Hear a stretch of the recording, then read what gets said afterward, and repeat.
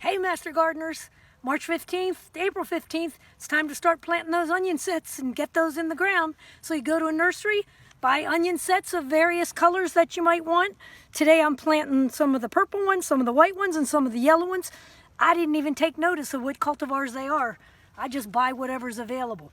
My long-term objective is to grow really onions that are like spring onions because I like to harvest them all through the summer season. I'm not really focusing on a long-term garden of onions, although last year I did harvest them and braid them together and hang them in my garage.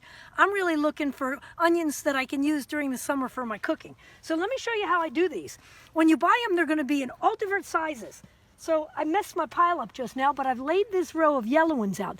Did you know yellow ones store the best? So if you want a long season onion that you're going to keep even during the winter, buy the yellow ones. And those are also a much stronger flavor than the white and the burgundy ones. But when I plant them, I divide my pile into fat onions that are bigger than 3/4 inch and then smaller onions that are tiny. Fat onion, small one, fat, small. The normal rule of thumb is you're going to plant them really 4 inches apart. That would be the correct way to do it. But because I'm going to harvest them all through the spring, I'm going to harvest these big fat ones first because the chubbier ones are more likely to go to seed. And we don't want that to happen for a long-term onion that I'm going to harvest. So I alternate them knowing that these chubbier ones I'll harvest as spring onions. So therefore, if I want a white neck on them, what I want to do is press them deeper in the soil. So I'm going to make a hole kind of deep and press that one that I'm going to eat as a spring onion deep.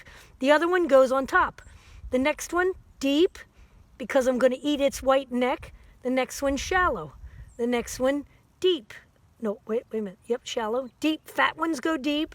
Skinny ones, shallow. Fat ones, deep.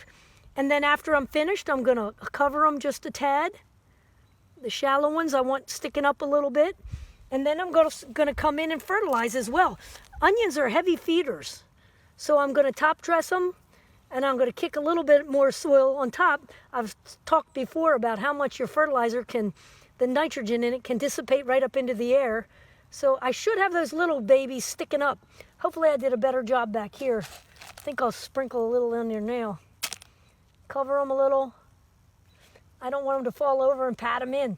So I'm going to do that with my white ones. My burgundy ones, I'm definitely going to eat those probably before they're full-size onions. I know we don't usually eat them as spring onions, but knowing me, that's what I'll do. But onions are super easy to do, and you can actually have them harvested and they won't be much of a problem around your large tomato plants and your large squash because it's going to be July before those plants are really large. So plant them along the sides of the area where you're going to put your summer vegetables in. Things like peppers. Just scatter these onion sets all around your garden. Super easy to do. Fun family event. Any other facts? Oh, I tell you the pain in the butt. Weeds. I'm mass planting mine and knowing that I'm going to be out here harvesting all throughout the season, but weeds are a pain. And that's one of the reasons I don't like to do a long season crop of onions, because they're hard to keep weeded and they need constant fertilizer, which only encourages my weeds more. So be forewarned, you're going to have weeds. Your distancing should be 3 to 4 inches. Normally a row's almost 12 inches apart, but I'm just mass planting them. And good luck weeding. Have fun. See you later, alligator.